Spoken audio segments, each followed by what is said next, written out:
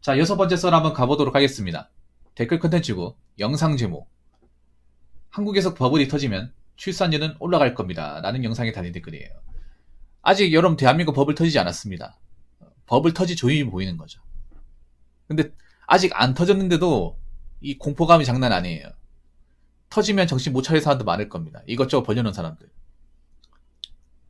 비리는 분들 힘들 거예요. 나라에서도 참 고민이 많을 겁니다. 우리나라에 빚진 사람도 많고 앞가림 못하는 사람도 많은데 버블이 터지면 과연 그때가 정신 차리면 과연 정신 차릴 수 있을까? 자기가 마이너스 된 거 메꿀 수 있을까? 아니면 이번 생은 포기한답시고 막 이것저것 막 살지 않을까? 여러분도 고심이 많을 것 같습니다. 일단 버블이 터진다는 건 누가 보더라도 살기 더 어려워진다는 거예요. 지금도 살기 어렵지만 앞으로 살아가는 레벨이 올라가는 거예요. 앞으로 살아가면서 기본 앞가림 못하면 뭐 연애 결혼은 꿈도 못 꾸겠죠. 최근에 통계를 보신 분도 아시겠지만 20대 남녀분들 연애하는 비율이 20%밖에 안 된답니다. 20%한 초반대밖에 안 된다고 하죠. 그럼 5쌍 중에 4쌍은 안 한다는 거예요. 이게 여러 가지 이유가 있겠지만 남자분이 초식 같은 게 큽니다. 남자분들이 뭔가 연애할 만한 여유도 없고 연하기 겁나고 그런 세상이 좀 오다 보니까 연애를 안 하는 사람이 많아져요. 그러다 보니 여자분도 연애를 하고 싶어도 못 하는 거야. 이게 문제가 뭐냐면 대한민국의 연애 같은 경우에 보통 남들이 여자한테 와가지고 접선돼가지고 연애하는 경우 많잖아요. 여자는 보통 기다리는 입장이고 와주길 바라는 입장이고. 근데 남자들이 안 해주니까 그냥 손가락 빨고 있는 거죠. 어떻게 보면 이것도 웃긴 거야. 자기들이 정작하고 싶으면 먼저 와주면 되는데 안 그래요? 이 와중에도 나는 여자분들이 좀 저 자세 취하는 게 좀 이해가 안 돼요. 솔직히 말해서. 아무튼 우리나라가 지금 버블이 터지면 뭐 그동안 빚으로 연명했던 분들은 힘들어지겠죠. 그리고 우리나라가 얼마나 허황된 것을 쫓았는지도 알게 되겠죠. 우리나라가 이 버블이 전에도 얘기했지만 결혼 버블도 커요. 그래서 내가 봤을 때는 앞으로 버블이 터지고 나서 남자한테 아파트 요구하나 이렇게 하면 욕 엄청 먹을 겁니다. 정신 못 차렸다고.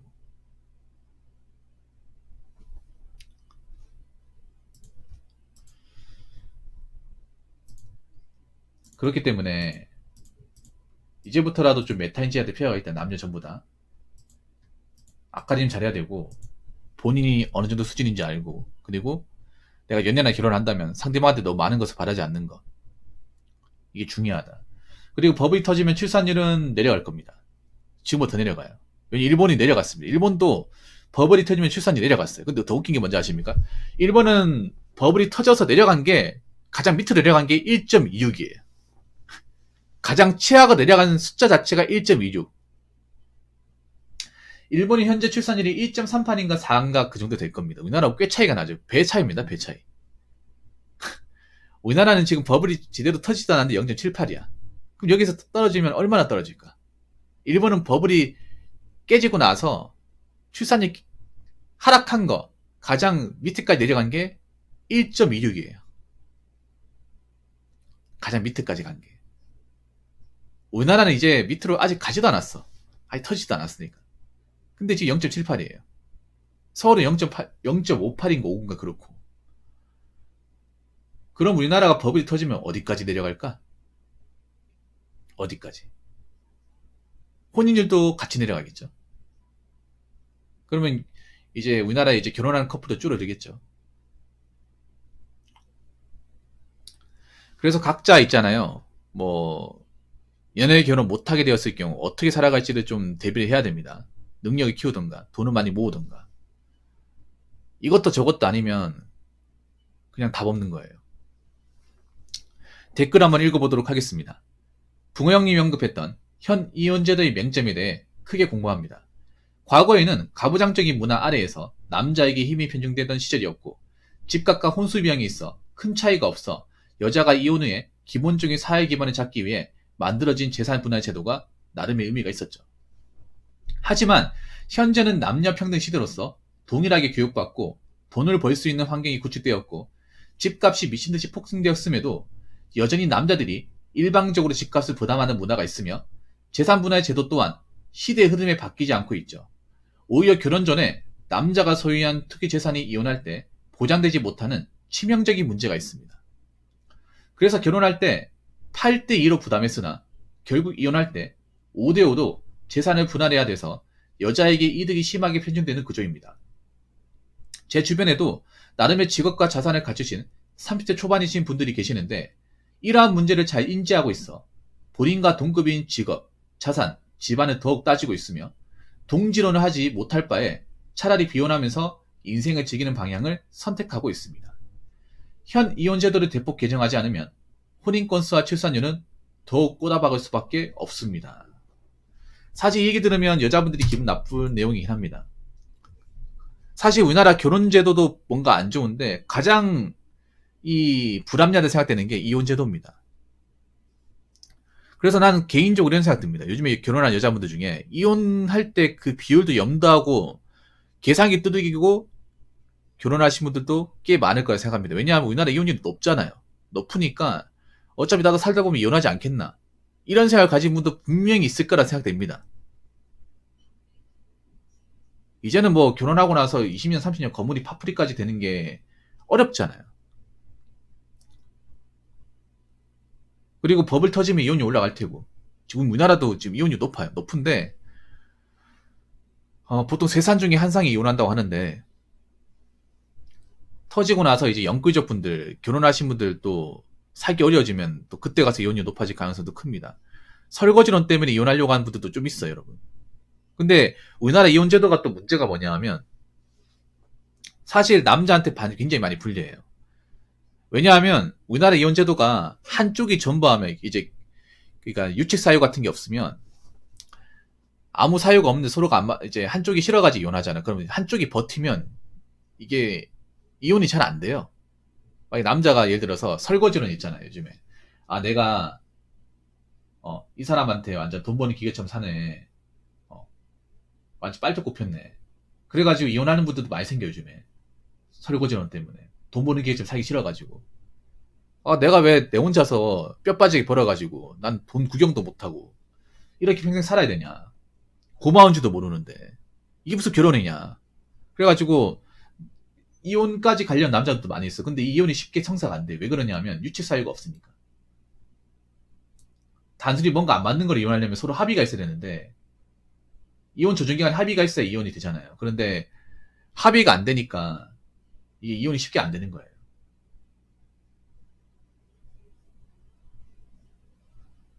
우리나라가 이혼 제도가 간소화되면 이혼율이 더 높아질 겁니다. 솔직히 말해서. 우리나라 이혼 제도가 그렇게 쉽지 않아요. 유책 사유 같은 게 없으면 쉽게 잘 안 됩니다. 그냥 단순히 마음이 안 맞는 걸로 이혼을 쉽게 안 해주는 나라예요. 그런데도 이혼율이 높은 거야. 그런 나라임에도 불구하고 이혼율이 상당히 높은 거예요. 참 웃기지 않습니까? 만약 그런 조건을 좀 관대하게 풀어주면 이혼율 굉장히 많이 오르겠죠. 설거지라 생각하는 분들이 많이 튀어나오겠죠. 실제로도 많이 이런 걸로 이제 이혼 요청을 많이 하고 있대, 이제는. 남자들도 이제 무턱대고 이제 참고 살지 않는 거야. 나라에서 만약에 이혼할 때 이제 이런 조건, 이런 것도 이혼 사유에 집어넣어버리면 이혼 건수 굉장히 많아질 겁니다. 그리고 지금 우리나라의 이혼 제도를 봤을 경우에 사실 굉장히 좀 남자 입장에서 말씀드리면 굉장히 부당합니다. 애초에 우리나라 결혼이 반반 결혼이 없잖아요. 반반 결혼 자체가 없지 않습니까? 남자 쪽에서 월등하게 뭐 집이나 어떤 결혼 비용의 절대적인 부분을 많이 지불해서 오는데, 그렇게 해서 이혼하게 되었을 게, 물론 이제 결혼한 지 얼마 안 돼서 이혼하면 그렇게 분할이 되진 않아요. 그런데 5년, 10년, 아까 제 방송부터 여자분들 5년의 법칙, 10년의 법칙 아십니까?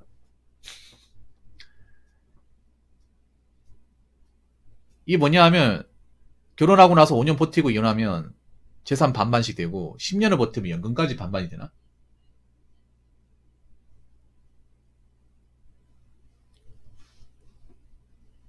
아무튼 제가 알기로는 분할 대상이 되는 걸로 알고 있어요. 근데 생각해봐. 내가 결혼할 때 그만한 반 정도 지불한 적이 있는지 없잖아요. 그럼 누구한테 유리한 겁니까? 애초에 우리나라에 반만 결혼이 없는 대한민국 제도에서 여자가 유리한 거죠. 누가 봐도 여자가 유리한 거예요. 계산적으로 보더라도, 수학적으로 보더라도. 아니, 결혼할 때 남자가 절대적으로 많은 돈을 지불했는데 그렇게 해서 이혼하고 나서 5년 지나니까 반반씩 떼가 돼.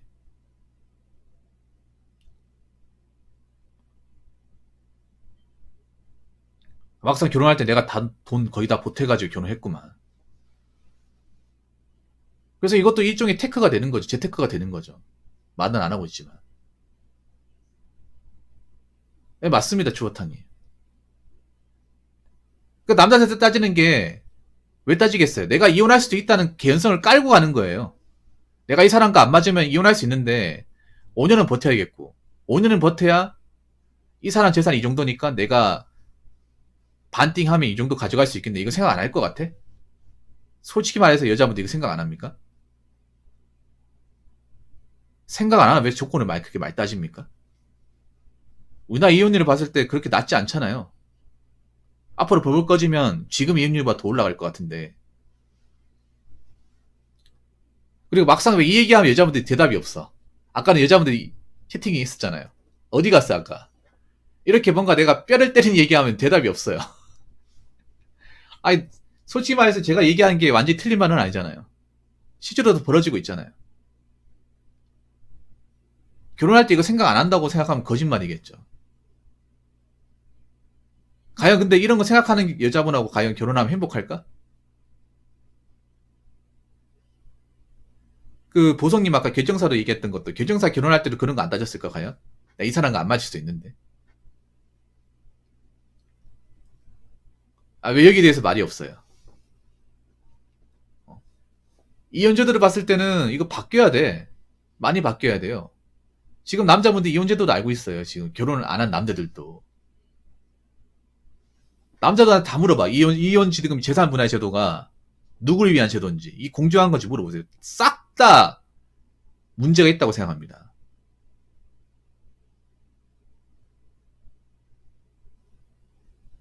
결혼할 때 큰 돈이 왔다 갔다 하는 거고, 그 돈의 지분의 절대적인 부분이 남자 쪽이 차지하는데, 결혼하면서 5년을 채웠다고, 안 맞는다고 이혼했을 경우, 반반씩 준다고 했을 경우에, 역지사지로 생각하면 돼, 역지사지로.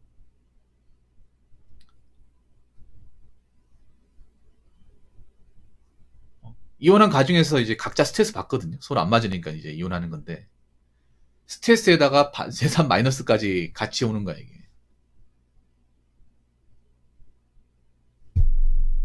이제 이걸 이제 결혼 안 한 미혼 남자들도 다 알고 있어요. 결혼 제도도 남자한테 솔직히 공정한 게 아니고, 이혼 제도는 더 공정한 게 아니에요. 이걸 있잖아요. 젊은 친구도 압니다. 10대 친구들도 알아요. 대학생들도 알고 있어요. 검색하면 다 나온 내용이니까. 남자들도 이거 모르는 게 아니에요. 이 얘기 들었을 경우에 과연 난 저 여자 책임져야겠다, 결혼해야겠다, 이렇게 생각하는 사람이 얼마나 있겠냐고. 지금 20대도 이거 알고 있을걸요? 이혼했을 경우에 어떤 재산 분할의 조건에 대해서 알고 있을걸요? 검색하면 다 나오니까. 어려운 것도 아니잖아요. 제 개인적인 생각인데 이거 안 바꾸면, 개정 안 하면 우리나라 출산이 안 올라갑니다. 혼인이 안 올라가요.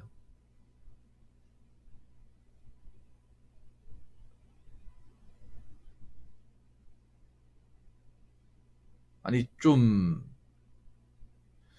물론 법의 취지가 이유가 있었기 때문에 이렇게 바뀌었겠지만 지금 현 시대를 봤을 때는 굉장히 불공정한 게 맞습니다. 이 제도를 그대로 유지하고 뭐 결혼 시장이 오잖아요. 그럼 얼마나 할까 앞으로? 앞으로 얼마나 할까, 얼마나? 아니 웃긴 게 그런 거야. 이런 약간 쌍팔려도 같은 옛날 법을 왜 안 바꾸는지 모르겠어요. 친족 상대례도 그렇고. 약간이 아니라 많이 시대착오적이죠.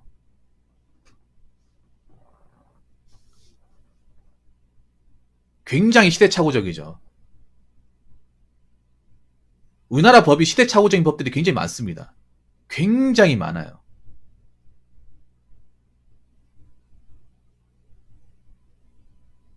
뭐 친족 상대례도 그렇고 이혼 시 재산 분할도 그렇습니다. 그렇기 때문에 이거 좀 수정 안 되면 제가 봤을 때 남자들 결혼하고 나서 뭔가 안 맞잖아. 그럼 5년 이전에 이혼할 거예요. 그래서 요즘에 있잖아요. 조기 이혼이 많아졌다고 합니다. 조기 이혼. 그러니까 남자들도 알잖아요. 이혼할 건 빨리 이혼하는 거야, 이제. 안 맞는다 하면 빨리 이혼하는 거예요. 참지 않는 거예요, 이제 남자들도. 왜냐, 저렇게 살면 버티고 해서 지금 안 맞으면 나이 먹어서 싸울 텐데 딱 보이잖아, 이게. 더 정부 치고 길어지기 전에 5년 채우기 전에 끝내버리는 거예요.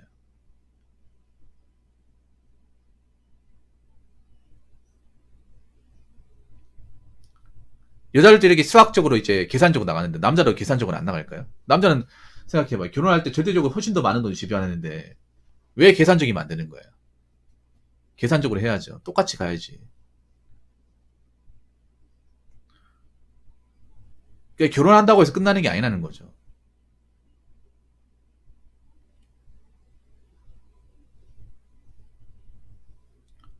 그래서 이 부분 좀 이 낡은 있잖아요. 법 좀 바꿔야 됩니다. 물론 이런 얘기하면 여자분들이 싫어할 수도 있는데 냉정하게 이성적으로 놓고 보자고요. 냉정하게. 애초에 결혼할 때 결혼 비용에 대해서 남자 쪽이 절대적으로 지불하는 게 사실이잖아. 지금도 그렇게 하고 있고 지금도 그런 결혼이 많이 이루어지고 있잖아요.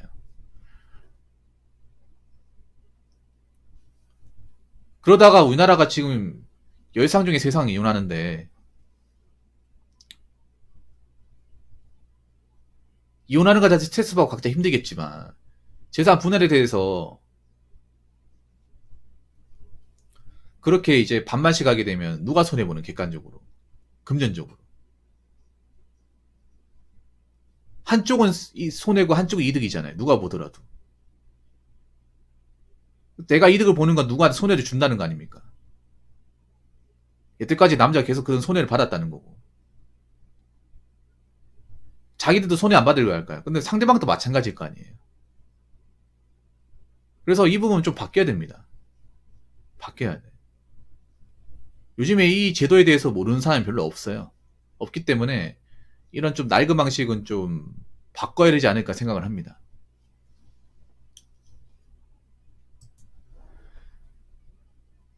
자, 이상으로 6번째 썰 마치도록 하겠습니다.